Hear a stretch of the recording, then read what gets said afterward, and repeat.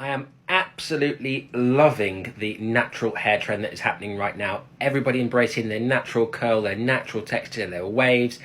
I just think it's so overdue. Get your curls out. The wet mop cut. Been around for about 40 years. David Beckham wore it back in the early 2000s, and I can totally see why it's come back. The Gen Z kids are owning it. This lad's owning it. I'm here for it. Broccoli cut. A big thank you to these guys for this post. Even if you've used a semi-permanent, a demi-permanent, this can affect your hair when you've got long hair. If your hair is really long, things that you did to it years and years and years ago could come back to bite you in the butt. So one of the biggest things I get when I'm dealing with people with curly hair is that they say their hair is naturally frizzy and that they think that people with hair like this, well, this is natural. Unfortunately, there's only one way to get your hair like this, and that is the right products and the right tools for the job. In exactly the same way, if you wanted to style your hair in this way, you'd need to buy one of these. So in a nutshell, all curly hair will be frizzy unless you've got the right products on it. So I hope that helps you understand your curls a bit better, and you might get better definition from your curls if you find the right products. Do you want to know how to make your hair look like this? It's super simple. I'm going to show you how right now. So you're going to need a few small elastic bands like that. You create a parting horizontal to your own parting and then loop the ponytail through the root area. You then repeat this process, and each time you do it, you tease out the roots to give you some texture. When you get to the top of your ear, you make your final section. You take a piece of hair, you wrap it around the elastic band, you take a bobby pin and you push it through the elastic band, and there you have it. This can be used on straight hair, curly hair. Either way, it looks beautiful. I hope you use it and enjoy it. So this is a hot tip for all of you blondies or wannabe blondies out there. If you want your hair to look really, really blonde and white, you need to have contrast in your hair.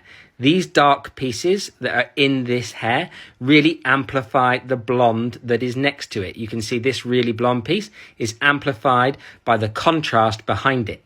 Now, if you want to look in the mirror and see really platinum hair, then have a nice face frame put in like this, where you then look into something that is really, really blonde. It will take your eye away from the fact that you've got these contrasty pieces, but it will also help you to get that look that you're trying to achieve.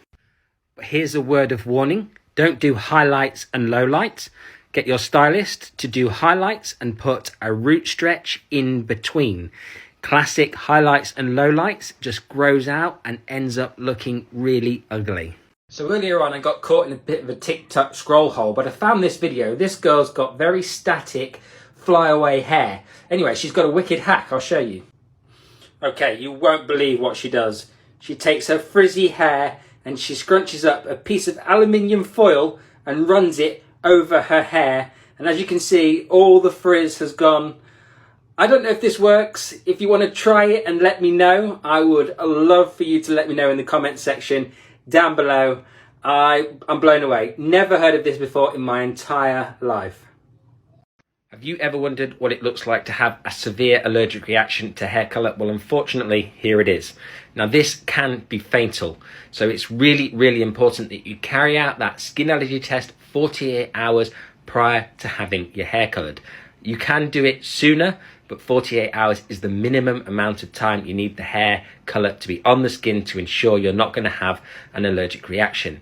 Now, I've heard every excuse under the sun from clients saying, oh, I've had hundreds of hair colours before. You actually become more allergic to things in time. So it's really important you don't swerve this one. If you've ever had an allergic reaction, or you know somebody who's had an allergic reaction, let me know down in the comments section. So this girl used a carrier bag to cover her hair when she was bleaching it, and the logo on the bag printed onto her hair.